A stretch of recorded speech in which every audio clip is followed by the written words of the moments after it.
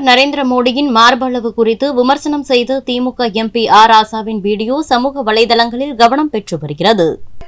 56 இன்ச்சுக்கு சொந்தக்காரர். சீனாவுக்கு நான் பயப்பட மாட்டேன், பாகிஸ்தானுக்கு நான் பயப்பட மாட்டேன் என்றெல்லாம் நாடாளுமன்றத்திலே வெளியிலே கூறிக்கொண்டிருக்கிற மோடி கொரோனாவுக்கு வெளியே ஒரே நாள் வெளியே வந்தாரா? ஒரு நாள் வெளியே வந்தாரா? எடப்பாடி பழனிசாமி வெளியே வந்தாரா? விஜயபாஸ்கர் அமைச்சர் தான், துறைக்கு அமைச்சர், அவர் வெளியே வந்தாரா? அதிமுக சட்டமன்ற உறுப்பினர்கள், நாடாளுமன்ற உறுப்பினர்கள் ஒருத்தராவது வெளியே வந்தாங்களா கொரோனாவில்?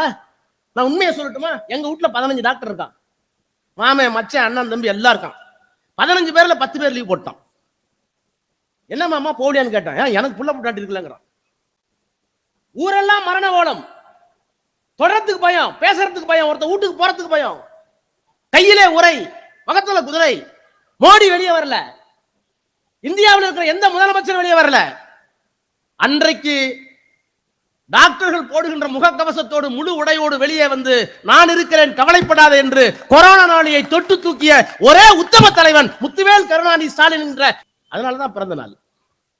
கார்த்திக் சொன்னாரு, சொன்ன சிம்பிளா சொல்லிட்டு போயிட்டாரு. நான் எனக்கு அந்த கதை ஞாபகத்துக்கு வந்துச்சு.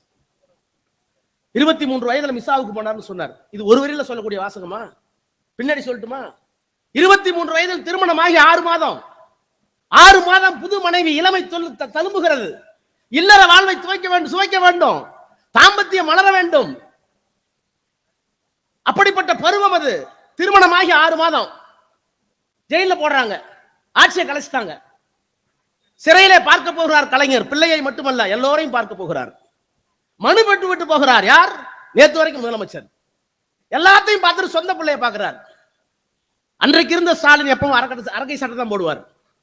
கலைஞர்கிட்ட ஒண்ணு, நம்ம போய் காலையில ட்ரெயின்ல விட்டு இறங்கி, இப்பெல்லாம் ஃபிளைட்டு, நான்லாம் இப்ப மந்திரியா இருக்கும்போது ட்ரெயினை விட்டு இறங்கி குளிச்சுட்டு போய் நின்னோம்னா உள்ள கண்டுபிடிச்சிருவார். இவன் எதுக்கு வந்திருக்கான், ஏன் வந்திருக்கான், அந்த முகத்தை வச்சே கண்டுபிடிச்சிருவார். அந்த எக்ஸ்ரே பார்வை அவர்கிட்ட உண்டு. எப்போதும் அரக்கை சட்டை அணிந்திருக்கிற ஸ்டாலின், என்னுடைய அன்பு மகன், எல்லோரையும் பார்த்து விட்டு வருகிற போது ஏன் முழுக்கை சட்டை அணிந்திருக்கிறான் என் பிள்ளை கேட்கிறார். காவலர்கள் நிற்கிறார்கள். என்னப்பா அடித்தார்களா என்று கேட்கிறார்கள். பதில் சொல்லவில்லை. அதை கார்த்திக் இங்கே சொன்னார். நான் தென்னாப்பிரிக்காவுடைய கதை ஒன்றை சொல்லட்டுமா? பெஞ்சமின் மொலாய்சி என்று ஒரு கவிஞன் இருந்தான். அந்த கவிஞன் ஒரு காவியத்தை எழுதினான். ஒரு கருப்பு இன போராளி, ஒரு பெண். செய்திகளை உள்ளது உள்ளபடி தெரிந்து கொள்ள ரெஃப்ளெக்ட் நியூஸை சப்ஸ்கிரைப் பண்ணுங்க.